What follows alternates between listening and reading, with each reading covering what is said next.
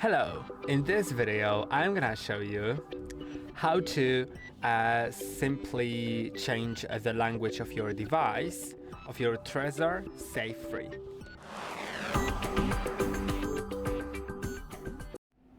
To do it, go to the settings. Now you can go to device, then go to language. You can set it to any from the list. The list isn't too large, but feel free to set it to whichever one you like. Now you'll need to click on OK on your TREZOR. It'll start changing the language, and you can see it is indeed changed now. You'll need to confirm it, and it's done. If you want to switch back, simply switch it to English, right? Click on OK and continue. And I hope that this video was helpful. Don't forget to like and subscribe. See you in the next one.